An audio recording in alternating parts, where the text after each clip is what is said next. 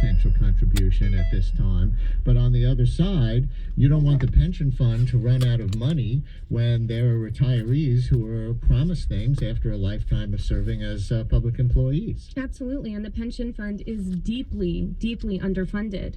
The numbers I've seen are less than 50% funded, if I remember correctly. So there's a real threat that the workers won't have the retirement benefits that they've been promised down the pike. What the court says is that this is a real problem. The promises that were made as part of the reform bill 4 years ago were made in good faith and with, by good-hearted people, but that it's a political issue that the two sides on this have to work out. Governor Christie, it should be noted, has created a pension commission that has recommendations for changes to how pension benefits are paid. That is controversial. He said that he had reached an agreement with the teachers union on those recommendations, and then the teachers union said no, in fact, they had not reached an agreement on it. So there are a lot of things that are up in the air that will have to be worked out. So, Mike, this does not say who's right or wrong on the issue. What the court says is this is a matter of politics, not a matter of law, that the Christie administration has to commit this much money to the pension funds, right? Right. And it's also a matter, Brian, I believe, of practicality. I think, New Jersey is not unlike a lot of other states. There are dwindling revenue sources, and they don't know what to do about it.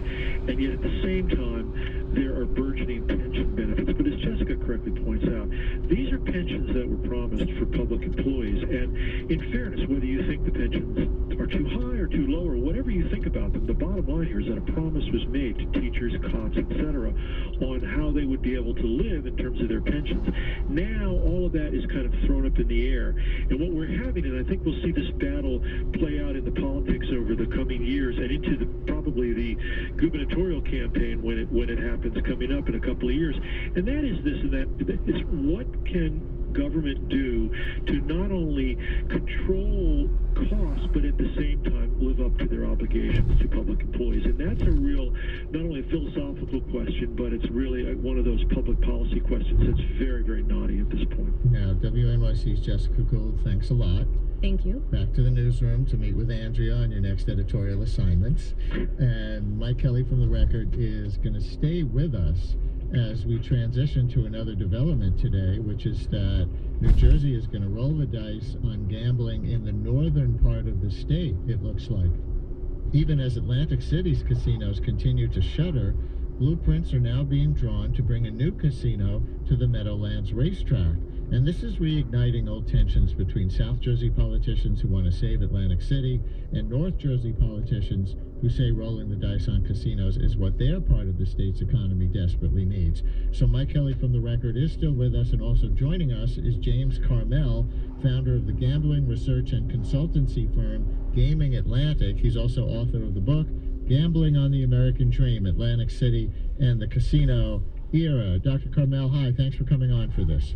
Hi, sure, I'm glad to be here. And Mike Kelly, I'll start with you, though. What would have to happen for North Jersey Casino to be in the cards politically, considering the competition between the northern and southern parts of the state? Well, what they're talking about, Brian, is actually having a statewide referendum to expand casino gambling from just Atlantic City across the state.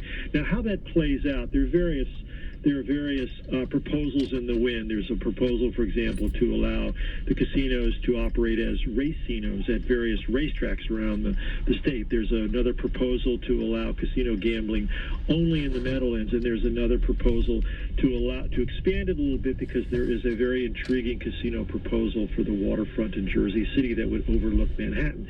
So there's a lot of those kinds of proposals in the wind, but it would have to start with a statewide referendum by the voters to essentially rescind the referendum that was voted on almost 50 years ago, in which they allowed casino gambling to be located in Atlantic City and to expand that to various other parts of the state. James, in effect, Atlantic City lost its monopoly on gambling years ago with casinos being built in surrounding states. So do you think North Jersey casinos would hurt Atlantic City more than it's already been hurt?